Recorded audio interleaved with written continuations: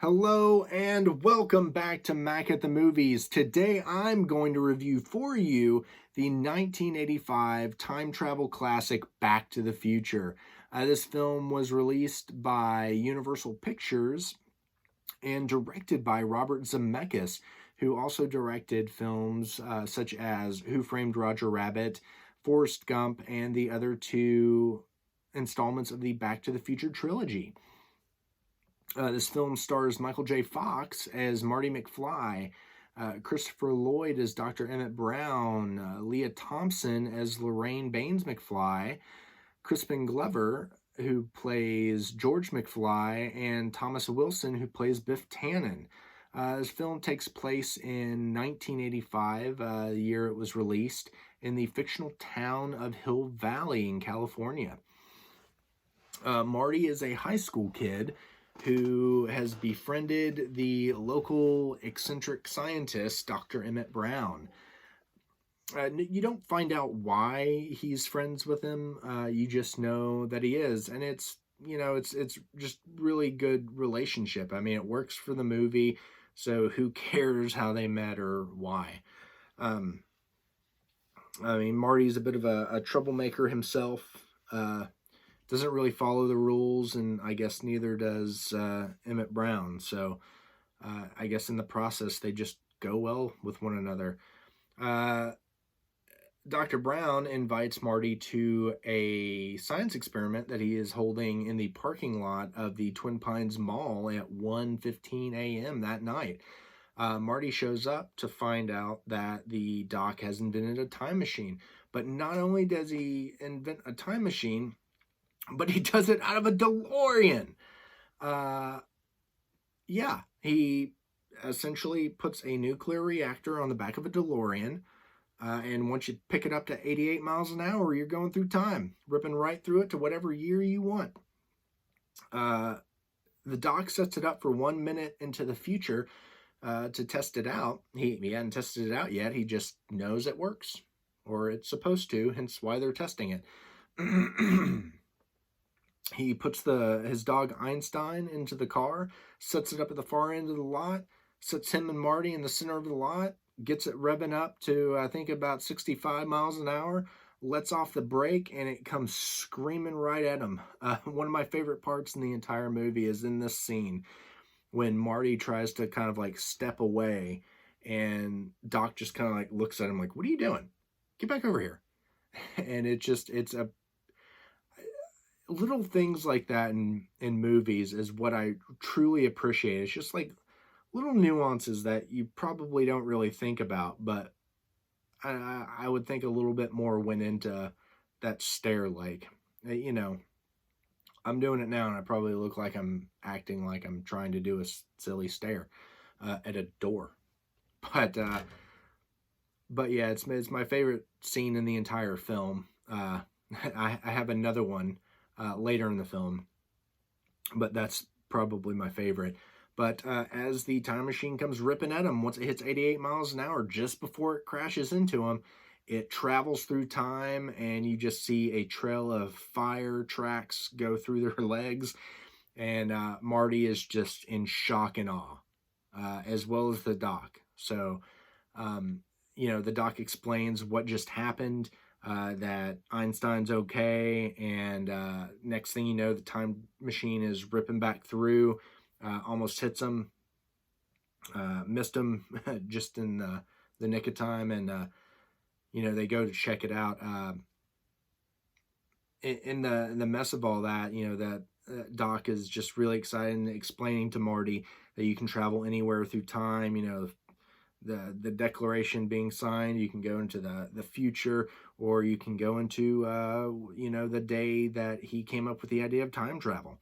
So he ends up setting that up on the time circuits, and while all that's going on, you hear or you notice something off on the side, and some pretty bad guys are coming after the doc for some stuff that he stole from him.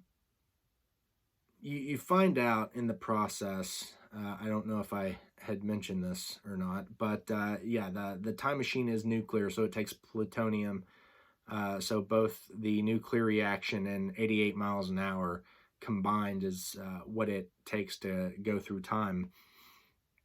And they're after the plutonium that the doc stole from them. So in the process, uh, Marty is running from these bad guys. He's in the DeLorean, and next thing you know, he's traveling back to 1955. Um, ends up in an open field, hits a scarecrow, and crashes into a barn. So he's starting to realize what's happening or what happened. He's trying to snap out of whatever dream he thinks he's in, and then he realizes that he's in 1955. While he's there, he comes to the conclusion that he needs to find Doc Brown because he's the only person that can probably come up with an idea to get him back to 1985. While he's in the process of looking for the doc, he ends up running into his parents, and by doing so, splits their path to meeting each other and falling in love. So the film at this point is Marty trying to get with the doc to find a way to get back to 1985 and to get his parents to meet and fall in love. The idea is if they don't meet, fall in love like originally planned, then Marty will cease to exist, as well as his brother and his sister. So the doc helps him in the process of getting, helping Marty get his parents back together and then to get back to 1985. One of the things that my other favorite scene in the film is when he explains to the doc that it needs a nuclear reaction in order to travel through time at that 88 miles an hour. And the doc freaks out. And he's like, "It's okay, doc. We just need to get some plutonium." And the doc's like, "Oh, yeah. I mean, this is 1955. I'm sure in 1985 you can find plutonium at any corner store, but it's a little bit more difficult to get it here." So, like, those two scenes are about my favorite. But I will say one thing I will suggest, because I don't want to say too much and ruin a movie if you haven't seen it. But if you have, like, I also have some suggestions to look for. Or if you haven't seen it, just kind of keep an eye out. And I mean, chances are if you watch it, you're going to watch it again pretty soon. But there are little differences from the beginning of the movie to the end of the movie to keep an eye out on, like the sign at the mall. Like, check that out the next time you watch it, or if it's the first time you watch it, like, pay attention to little nuances like that. There's one of the things of the film is the clock tower, Save the Clock Tower, and in 1955 it was struck by lightning, and it just didn't work. And so, like, one of the things is to preserve the clock tower as it is, not to fix it or change it or do anything like that for historical purposes. And so, like, one of the standing fixtures of the film is the clock tower at the city hall. And like, pay attention to that and, like, little things afterward. Just little nuances that happen in the film that change things into the future. It's what I like about one of the things I like about the film is that they don't just make things happen and then everything just goes back to normal. It's little differences change. So, pay attention to things like that. Another thing, and I've probably already said this, but the Huey Lewis being the one of the judges for the Marty's band trying to play the school dance, and he gets up with the megaphone and says it's just too loud. Like, I always get a kick out of that every time I see the film. I just see Huey Lewis now as that character, where before I never thought much of it when I was younger. Like the first time I saw it, or first few times I saw it, I just don't think about that. I was in elementary school and didn't know who Huey Lewis was. I've heard some of his songs, but that was about it. And as you get older, you start to see little things like that in the film that puts a little smile on your face. And then you see the dynamic of Marty and his family, and just like everything where at the beginning of the film, like his father was a bit of a loser, his mom was a drunk, and his father got picked on by Biff, who just so happened to be a school bully but is now his boss. And dynamics change throughout the film because of what happens in the past, and at the end it's completely different. So definitely check that out. I mean, that's that's blatantly noticeable in the film. But it leads to a nice happy ending. um, a few things that I thought was really cool that this movie helped spawn, and it's because of some of the sequels too, but the Universal Studios had a ride for Back to the Future where Biff stole one of the time machines, and you have to go chase him down. And I guess what you were supposed to do, I mean, you don't have any control over it. It's a ride, but your DeLorean is supposed to hit Biff's DeLorean 3 times to get him bumped back to the normal timeline. But it was a fun ride, and they did away with it for the Simpsons ride, which is there now. Well, it's just also fun. I went on that. I wish I could have done Back to the Future now. I went when I was in middle school, I think, 6th grade, 7th grade, and I think I would have liked to. I would have appreciated it more now. But they also have a Back to the Future musical. So I don't know if it's come to the States yet or not. From what I saw, it was over the UK. So I don't know if they're doing it here or what, or I'm assuming they will. But that was one of the big things happening here recently. I think this year it's supposed to do like a residency over in the UK. I don't know if COVID will stop that now or what's going to happen with that.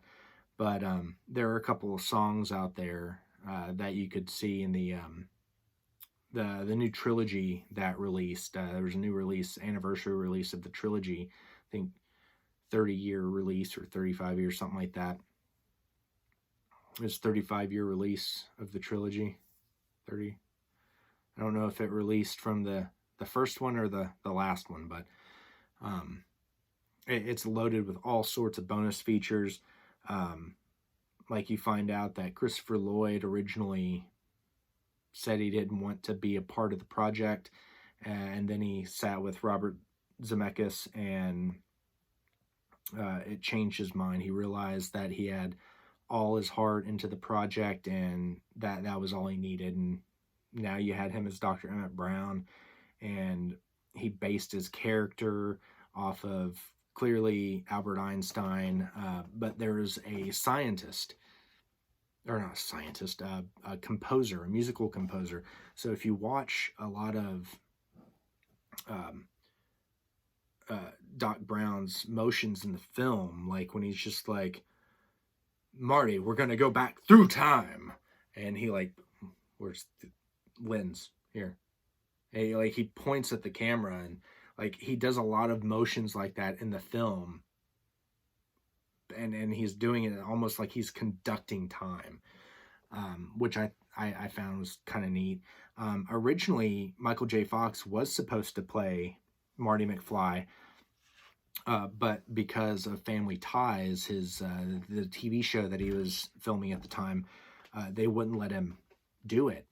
But then I guess he was able to free up some time and got it. But originally, they were going to have C. Thomas Howell or Eric Stoltz play him in the film. C. Thomas Howell, he played Pony Boy in The Outsiders. And Eric Stoltz, he was in Some Kind of Wonderful and Fast Times at Ridgemont High. He played in Pulp Fiction, a few other films. And then Billy Zane. I was talking with my friend Christy the other day, and she had mentioned that Billy Zane was in the film. And I was like, when was he in Back to the Future? And it was something I never noticed, but he plays one of Biff's right-hand men, like one of his goons that's there to just be a bully with him. But so now I think I'm only ever going to be able to notice him in those scenes now.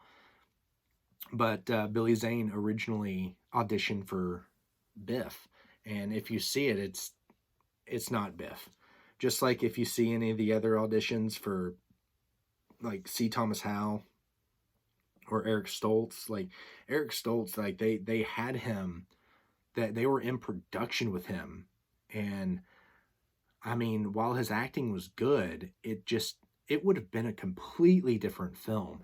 Like Michael J. Fox is Marty McFly. Like if it wasn't him, this movie I don't think would have done as well as it did.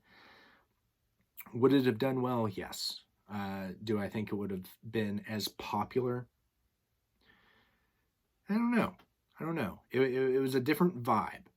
He didn't really fit it. While he is a great actor, he didn't fit the Marty McFly vibe. So, but yeah, a whole lot of interesting things just about this film that you learn, like the Twin Pines mall sign that's still there at that mall. It's I think it's the Panetti.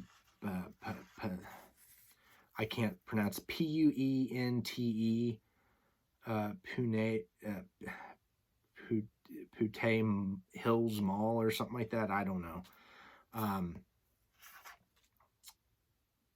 The original sign is inside the mall.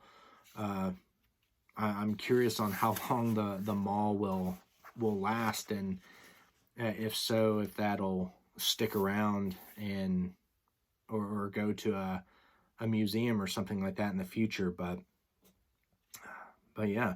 Anywho, before I just start rambling on and on about anything and everything, hit me up in the comments below. Have you seen this movie? What'd you think of it? I definitely give it a solid 5 stars. It is a terrific film. If you haven't seen it, check it out. If you have seen it, what'd you think about it? Jot that down in the comments below. If you like this video, give it a thumbs up and subscribe. Hit that notification bell, let you know when I got new videos coming your way. Anywho, I hope you love this. And until next time, always be good to one another. And I'm going to make like a tree and get out of here. So until next time, I'll see y'all later. Bye.